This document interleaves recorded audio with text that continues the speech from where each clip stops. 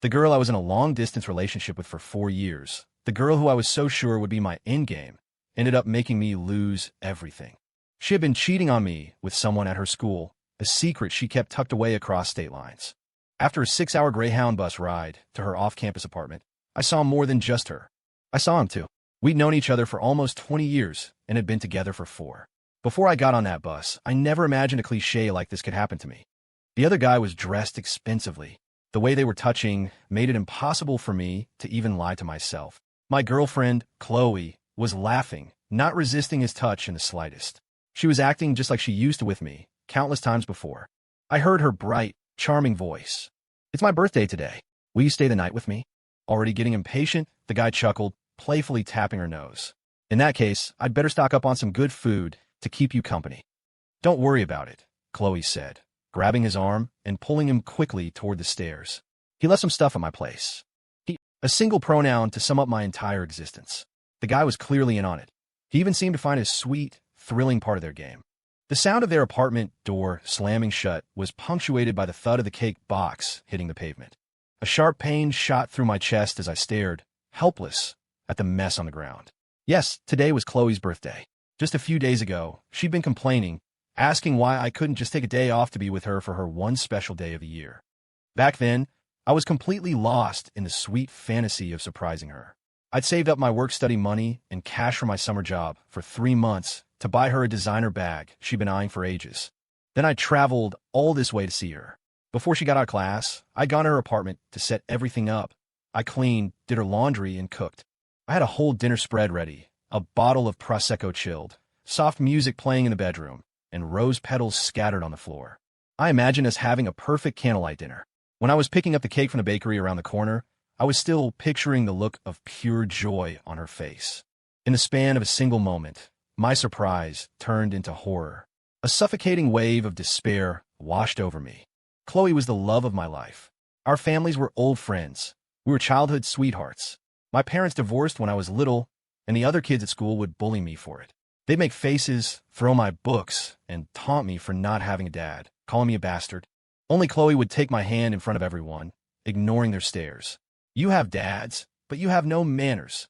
The little girl would stand in front of me, her arms spread wide, fiercely protecting me. "Don't you dare bully Luke Miller again." I'd stand behind her, quietly dropping the brick I'd picked up in a moment of pure rage. She saved a boy who was about to turn to violence. From that day on, I swore I'd spend my life protecting her. We grew up.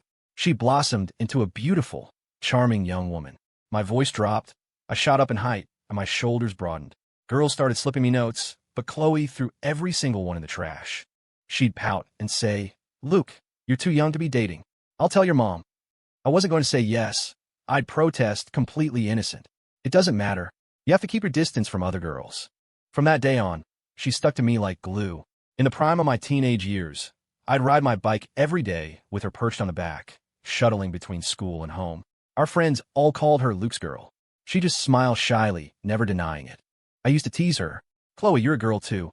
Does that mean I don't have to keep my distance from you?" She wouldn't answer, but the tips of her ears would turn bright red. In that moment, I knew she was the one. At graduation, we talked about our future plans. She looked me in the eye, her cheeks flushed, and said, "My biggest dream is just to be with the boy I love." Then, she subtly hooked her pinky finger around mine. I pulled her into a tight hug and finally said the words, "I love you." She looked so pure, so perfect. I wanted to protect that innocence for the rest of my life. For college, we ended up in different cities, and that's how the long-distance relationship started. Every time we met up at the chaotic bus station, she would run into my arms. I worried about her traveling alone, so I was always the one who made the trip to see her. Money was tight, so I'd take the overnight bus, sometimes without even a proper seat, just to see the girl I loved. But no matter how broke I was, I never forgot to bring her flowers and a gift. 400 miles separated us, a distance I bridged with a stack of bus tickets. I really believed that love could conquer any distance. I turned down dates from girls at my own school, cleared my evenings to video chat with her, and shared every little detail of my life. I never once doubted that she loved me back. Now, that trust had turned into a spear, pinning me to the spot. I just stood there and watched as they held each other, walking step by step into her building. My heart ached with a deep, throbbing pain. I followed them quietly up the stairs and watched as they started kissing, too eager to even close the door properly. The guy glanced out. Let's close the door. What if someone sees? Chloe just laughed. Wouldn't that make it more exciting? The girl I had once put on a pedestal was debasing herself like this. They went inside, and the door clicked shut. I stood there for a long time, rage tearing me apart. I wanted to burst in there to punch that guy in the face and warn him to stay away from her. But a voice deep inside me said it wasn't worth it. The sweet, innocent girl was gone. She was no longer someone I wanted to protect. I didn't want to get into a messy fight over her. I didn't want to hit a woman, and I sure as hell didn't want to listen to her pathetic excuses. It just wasn't worth it. My mind was a chaotic mess. In the end, I just set the cake down on the floor and walked away. I had just made it down to the next landing when a text from Chloe lit up my phone. On the screen, she was still playing the part of the perfect, innocent girlfriend. Chloe, baby, did you make all this food? Did you leave already? OMG, I'm so touched. Where are you now? I slowly typed my reply. Me, the cake is outside your door. A moment later, I heard the door open. The guy's sneering voice carried down the hall. What is this? Looks pretty cheap. This is what your little boyfriend gets you. It's not for you, Chloe said. This cheap crap looks disgusting. Chloe, if you bring that in here, I'm leaving right now. Chloe was silent for a moment. I slowly lifted my head, taking one step back up the stairs against my better judgment. Just as I was about to come into their line of sight, Chloe spoke. Fine, I'll throw it out, okay? Come on, don't get mad over someone who doesn't matter. Look, he even set up the bedroom for us. Let's not waste any more time. The guy's sharp, mocking laughter followed. Guess the loser knows his place, haha. As the door slammed shut again, my phone lit up once more. Chloe, got the cake. It's beautiful. Thank you, baby. Her tone was so sincere. I couldn't help but laugh, a bitter, hollow sound. And as I laughed, I slammed my fist into the wall. Right? What a fantastic actress. The moment I stepped out of her apartment complex, I sent her one last message. Me, we're done, Chloe. She was probably busy with him and didn't see the message right away. That was fine. With a sense of grim satisfaction, I deleted her number and blocked her on everything before getting on the first bus back. Every extra second I spent in that city made my stomach turn. Just before I wiped her from my life completely, I took one last look at her Instagram. We had been in each other's lives for decades and had been dating for 4 years. The first night we were together, I swore to God I would marry this girl. I truly believed we would make it to the end. In front of me, she had always been flawless. She'd posted about me publicly, gave me a key to her apartment, and filled her feed with pictures of the gifts I sent. Everyone said we were the perfect couple. But now, like a madman, I started to wonder, were those posts set to friends only with me as the only friend? When she posted pictures of the gifts and the money I Venmo'd her, did she secretly think I was just some gullible idiot? When she was posting those sweet pictures, whose arms was she in? Suddenly, I landed on one photo. The date was from June, 4 years ago, right after freshman year started, only 2 months after we officially got together. It was a group picture from a new club she had joined, captioned, New Life Begins. In the bottom right corner, a guy was visible in profile. He was sharply dressed, wearing an expensive-looking watch. Chloe's gaze in the photo was fixed right on him. So, they had known each other that long. A flood of memories came back. Starting freshman year, we would talk on the phone every night. She would complain to me that the guys at her school weren't thoughtful or chivalrous, that they didn't know how to treat a girl right. She told me about a guy in her club named Jason Price. She said he was some rich kid, a terrible student who'd failed a few classes, and a total player. He was always hitting on girls, sending flowers to a different one every week.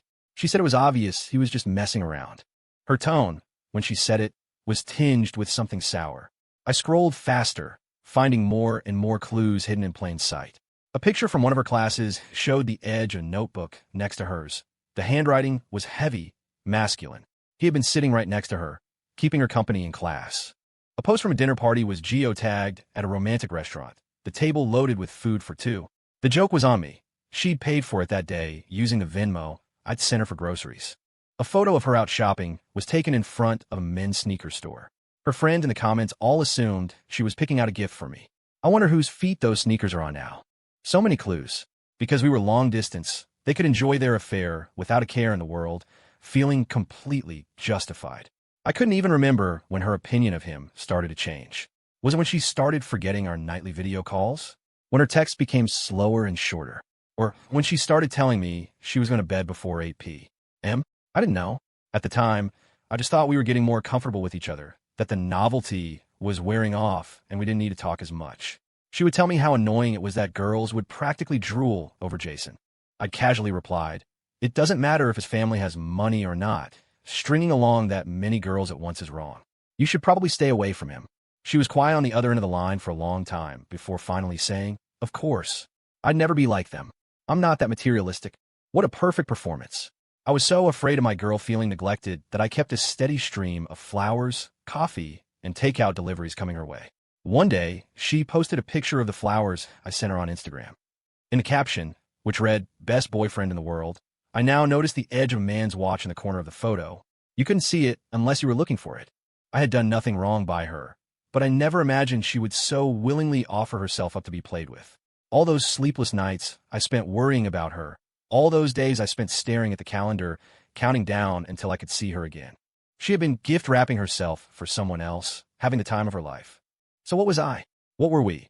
I left in a hurry and couldn't get a ticket for a decent time, so I was stuck on an overnight bus, my eyes wide open the entire ride. Chloe was probably up all night, too. She must have finally seen my text, because she panicked and started trying every way she could to contact me. I blocked her, so she went through our mutual friends, having them call and text me one by one. I didn't reply. A vicious part of me hoped this meant she wouldn't be able to spend the night tangled up with Jason Price. Later, in the dead of night, she got desperate. She transferred $500 into the joint savings account we had opened together. I stared at the screen at the account name, Chloe and Luke's Future Fund. Yes, we had taken it for granted that we would get married. Long distance was hard, so we made a pact. Every time we missed each other, we'd deposit some money into the fund, no matter how small. The plan was to save it all up, and after graduation, we'd move back to our hometown, get jobs, get married, buy a house, and build a little life together. We'd hold hands on the way to work and cook dinner together at night. We'd finally stop having a relationship with our phones and just be a normal, happy couple. For 4 years, every time I put money into that account, I prayed for the day our long-distance nightmare would end. And her? Did she only remember to deposit money out of guilt after a day out with Jason? We were both students. $500 was probably her entire month's budget. She was betting that I wouldn't have the heart to watch her empty her wallet for me. This time, she miscalculated. I unlinked my account from our future fund. The rest of the money was returned to our original accounts, but that last $500, I withdrew it. After all, I had spent 3 months eating nothing but the cheapest meals from the dining hall, denying myself any other expense just to save up for that designer bag for her. The money could be repaid, but what about the sentiment? Who was going to repay me for that? I don't know how I got through those first few days after the breakup. When I couldn't sleep, I would replay our memories over and over.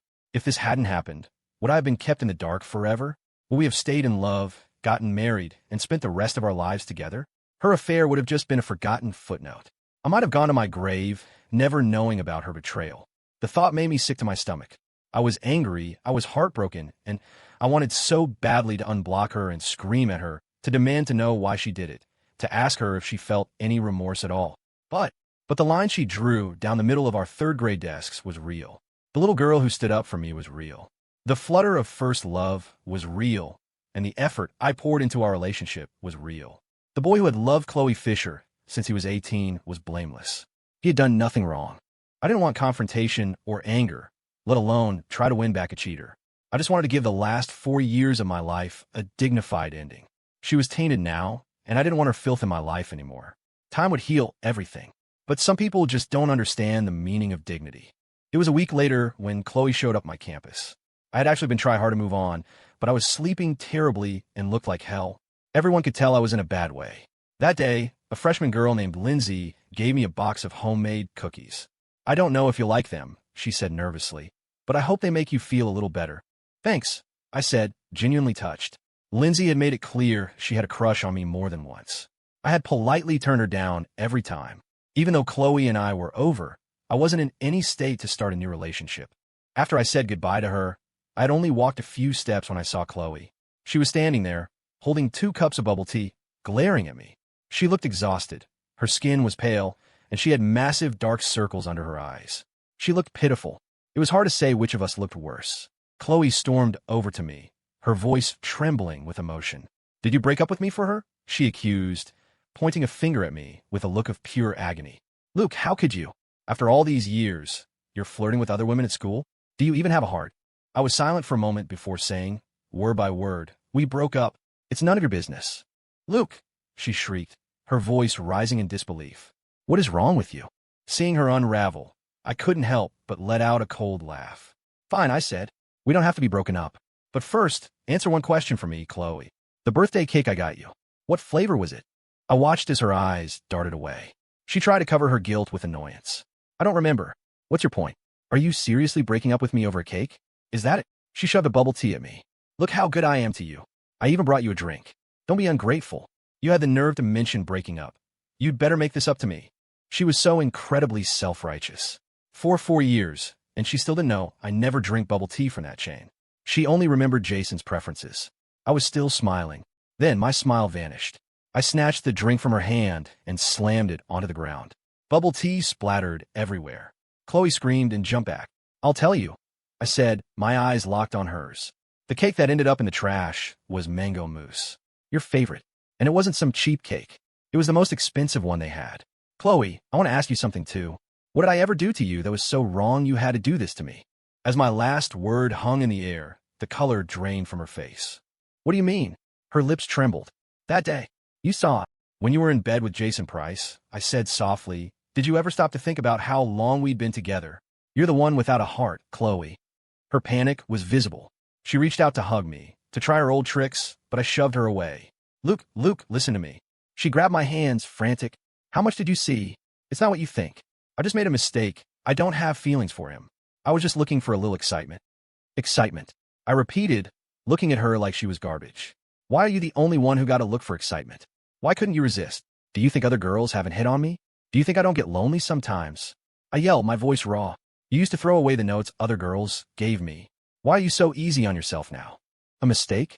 I gave you all my trust, and you treated me like an idiot.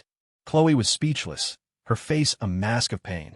After a moment, she suddenly raised her hand and slapped herself hard. It's my fault, Luke. Hit me. Go on, hit me.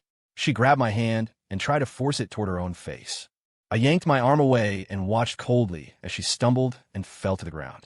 The girl I had once cherished was now a pathetic heap on the pavement, looking up at me with pleading eyes. She thought I'd hit her because I still cared that after I cooled down, I'd go back to being her fool. But I just looked down at her and said slowly, I don't hit women, and I will never, ever forgive you. I loomed over her. Chloe, we are completely, irrevocably over. Chloe's eyes turned red. Through her sobs, she bit out, I'm not giving up. It's amazing how someone can betray you behind your back, then stand in front of you and pretend to be devoted and in love. Chloe took an extended leave from her classes and stayed near my campus. She was short on cash and could only afford a bed in the cheapest hostel, sharing a room with strangers. She clearly wasn't sleeping well. Her face was a ghastly shade of pale. During the day, she would wait relentlessly outside my dorm. She'd follow me to class, wait outside the lecture hall, and then follow me back. She even started bringing me breakfast. Luke, do you remember? She'd ask timidly. Back in high school, you used to walk me to and from school every day. You'd always bring me breakfast, and we'd eat on the way. She trailed off, a soft smile appearing as she reminisced. I looked at her and sneered. Did you ever bring Jason Price breakfast? Chloe's face froze. What does he like to eat? Any allergies? I said mockingly. So it's true. A person really can love 2 people at the same time. Chloe shook her head frantically. No, I'm serious about you. With him. With him, it was just a mistake, an accident. Look, what I have with you is real love. We were supposed to get married. My face was a blank mask. You make me sick. Chloe looked as if she'd been struck by lightning, standing frozen in place. Every time she tried to talk to me, I'd ask her about Jason. Where did they go on dates? How many times a week did they sleep together? How did she feel when she was lying to me? With every flicker of panic and pain on her face, a small part of me felt a grim satisfaction. Gradually, Chloe grew quiet. She just kept following me, a persistent ghost at my side. Lindsay, the freshman with a crush on me, noticed her. I just shrugged. She's nobody important. Chloe looked like she was about to grind her teeth to dust, but she could only watch as Lindsay and I walked away, talking and laughing. A week later, I got a phone call. This is Jason Price. The voice on the other end said, You know about me and Chloe, right? You 2 broke up. He was calm, his tone dripping with arrogance. What do you want? I asked. You're smarter than you look, Jason said. Since you're broken up, stop clinging to her. Let her come back. I'm a better fit for her than you are. Jason, I said coldly. If you're sick, go see a doctor. Don't call me with your delusions. He went quiet, but I could hear his sharp, angry breaths. After a moment, he laughed. You know what Chloe likes about me? He said, his voice gloating. She says being with me is exciting, it's fun. There's always something new. You, on the other hand, you're so serious and boring. You're no fun at all. That's because I have some self-respect, I said, my voice flat. Home wreckers don't. Don't act so high and mighty. You weren't married. How was that home wrecking? He shot back maliciously. The truth is, we got together freshman year. You didn't know, did you? Every time you two were on a video call, her hand was under the desk, holding mine. She couldn't stand to be apart from me. You know, Luke, sometimes I feel sorry for you. You were together for so many years, but it couldn't stand up to the 6 months we knew each other. Don't you think you should look in the mirror and ask yourself why? Yeah, you're right. I did make a mistake, I said with a dry laugh. I never should have picked up a woman from the trash in the first place. Jason, is a cheating train wreck really worth all this effort? If she's so crazy about you, why is she still hanging around my campus, refusing to leave? He had no comeback for that, which only made him angrier. You just wait.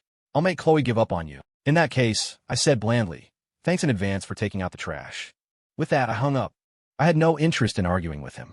I just hoped the two of them would be miserable together forever. Later that afternoon, Chloe ran up to me, clutching her phone. Do you really have to get revenge on me like this? She asked, her expression tense. I stopped and looked at her, my face unreadable. Chloe's eyes were filled with pain. I didn't handle things well. It was all my fault, but you can't just keep attacking me like this. What are you talking about? She looked taken aback. This wasn't you? She handed me her phone. I glanced at the screen. It was her university's unofficial campus subreddit. The top post was a photo of a girl, her face blurred, but it was clearly Chloe. The text was a rant from someone claiming his girlfriend had cheated on him, and he was threatening to expose the other guy. The poster's tone was bizarre, playing the victim while using vulgar, unhinged language. He said things like, my girlfriend is my property, we were practically engaged since we were kids, she's mine even in death, and she's not allowed any freedom. Other guys have to stay 3 feet away from her. He claimed another guy had seduced his girlfriend and betrayed him. He was going to forbid her from talking to any men, put a tracker on her, and see who dared to get close to her then.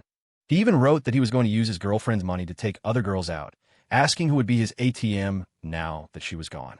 While cheating is despicable, the post was so inflammatory that many people couldn't help but speak up for the girl. The top-voted comment read, what does this guy think his girlfriend is? This is so extreme and hypocritical. He sounds terrifying. The girl was probably forced into cheating. Maybe the other guy was her escape.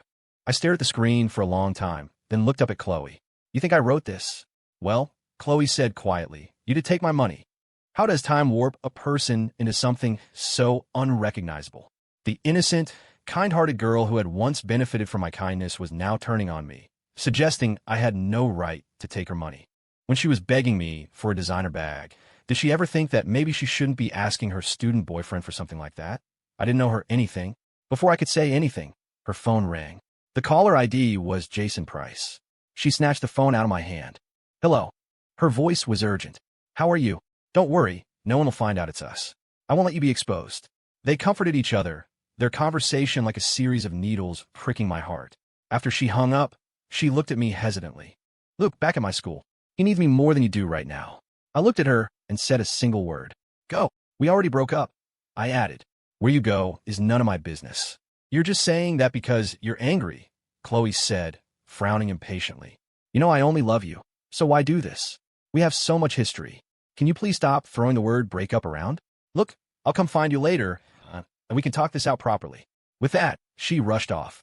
I didn't see Chloe after that day, but she would constantly call and text me from different numbers. Sometimes I was amazed at how thick-skinned a person could be, how utterly shameless. Her tone was exactly as it had been when we were together, maybe even more intense. She'd update me on the weather in my city and ask if I missed her. She also talked a lot about herself, as if trying to prove her loyalty, reporting her whereabouts constantly. But the person she mentioned most was Jason. Chloe, Luke, I still love you. Let's be okay. Please, can you just delete that subreddit post? If our pictures get leaked, we'll both get torn apart online. You care about me so much, wouldn't your conscience bother you if something happened to me? Chloe, I have to go see him today. He's not like you. He worries about things. He hasn't been sleeping well these past few days and needs me. But don't get the wrong idea. You're the only one in my heart. As soon as this blows over, I'll come back to you. I never replied. In my eyes, she was nothing more than a clown. The precious Jason she was so worried about was probably the one who made the post in the first place, just to frame me.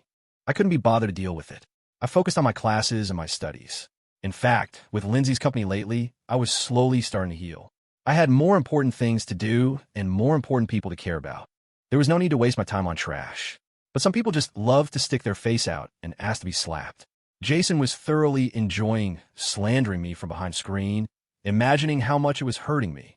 He started updating the post more frequently. Writing in the persona of the wrong boyfriend, he'd go on about how his girlfriend needed to be disciplined, how he was extremely controlling and needed to watch her 24/7. Then he'd lash out at the commenters, calling them busybodies and saying that any school that could produce a homewrecker like that must be a second-rate diploma mill. His posts, as intended, caused a massive uproar. But when you chase clout, you eventually get consumed by it. His sweeping generalizations angered a lot of people. Someone went back to the original photo he posted and started digging. With some cross-referencing and help from computer science students who restored the blurred image, they figured out Chloe's real identity. The incident blew up so much that the university administration got involved. Due to the controversy, Chloe's eligibility for the honors program and academic awards was revoked. I knew how much she loved her major. I remembered the all-nighters we pulled, studying together over video calls before exams. She once told me her biggest dream was to graduate with the best possible resume and get a job at her dream company. Back then, I was still trapped in our fake love story, admiring her ambition and secretly vowing that we would become better people together.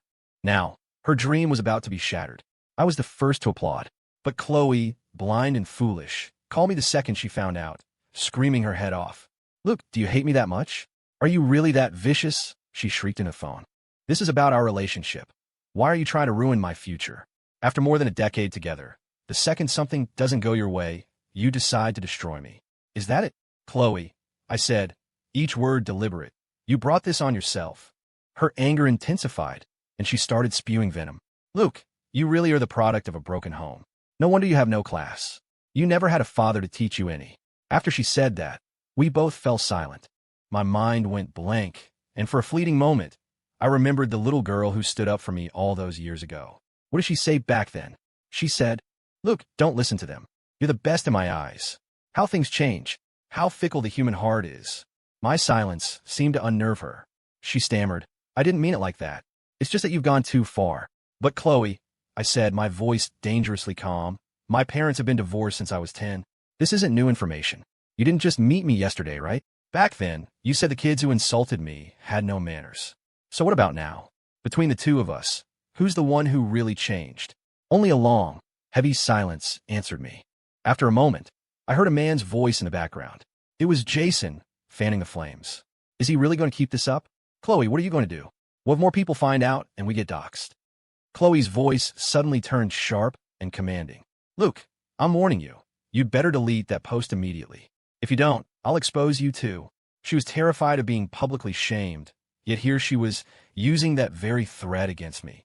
I laughed softly. "Don't bother. I'll do it myself. If you're willing to apologize, that would be for the best. Luke, your actions have seriously affected both me and Jason. But if you can admit you're wrong, I can still forgive you. We have so much history between us, after all." "No need. I wish you and Jason a long and happy life together." I enunciated each word clearly. "Just don't come to regret it." Chloe didn't understand. She was still rambling on, blaming me as I hung up the phone. I didn't pay her any mind. I just made a post of my own. I calmly laid out the story of my 4-year, long-distance relationship with Chloe. The thick stack of bus tickets, the hundreds of video call logs, the love I thought was real. I had piles of evidence.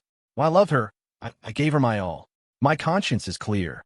Using my girlfriend's money to chase other girls? Why don't you take a look at the receipts for all the gifts I bought her over the years? Insulting commenters in your university? Do I look like I have that much free time? To a certain Jason Price in Section 1 of the A school. How does it feel to frame the girlfriend you worked so hard to steal, only to have it blow up in your face? Proving my case was ridiculously easy. Thanks to the internet sleuths who had already identified Chloe, and thanks to my old habit of saving her photos when I was blinded by love, I had everything I needed. I recognized the shirt in the photo he posted. I had bought it for her. She only wore it once before it snagged on something that afternoon, and she never wore it again. I posted our text history from that day, which proved the date the photo was taken. Then, I posted my class schedule. I was in the middle of a final exam that day. Therefore, the person who took the picture of Chloe couldn't have been me. Chloe had been two-timing me for years. Her act wasn't flawless. Her friends all knew she was close with Jason. I had no intention of letting anyone off the hook. I named Jason Price explicitly. Everything lined up. At the end of the post, I typed one final paragraph. Jason, maybe our decade of history really couldn't compete with your love at first sight with a rush of hormones. You two chased excitement and novelty, using loneliness as an excuse, desperately trying to pin the blame on me and on the distance. But don't forget, animals have instincts. Loyalty is a human choice. I have nothing to be ashamed of. It's the cheater and the homewrecker who deserve to be put on blast. I hit post. The thread exploded. That night, Chloe called me nonstop. I didn't answer a single call. She switched numbers and sent me screen after screen of apologies. I treated it like a dog barking and paid it no mind. Things for her and Jason, however, were not going so well. More details about their affair were leaked by people who knew them.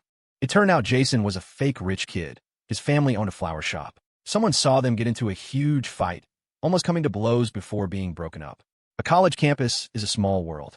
Their story spread like wildfire, and they were met with whispers and gossip wherever they went.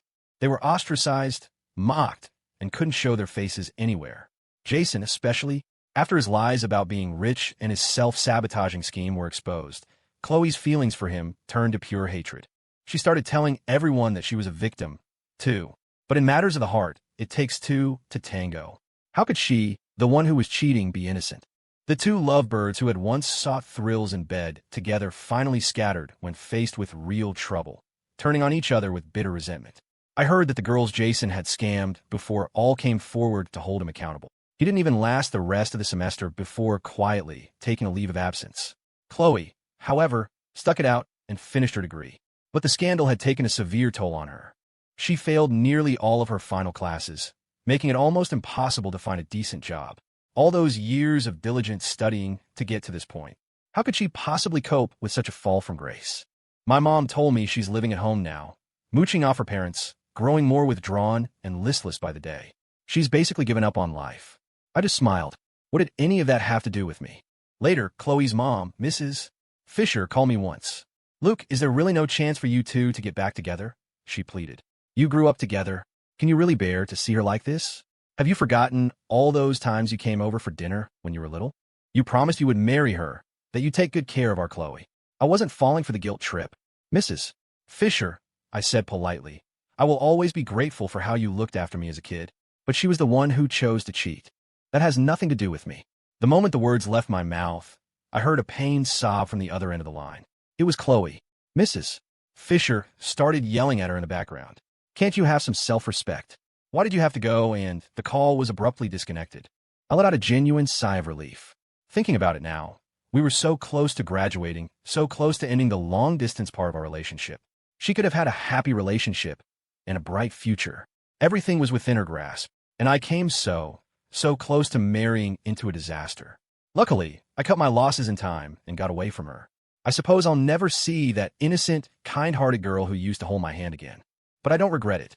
After all, my future contains more than just her, and I will walk forward, unwavering, into the life that is meant for me.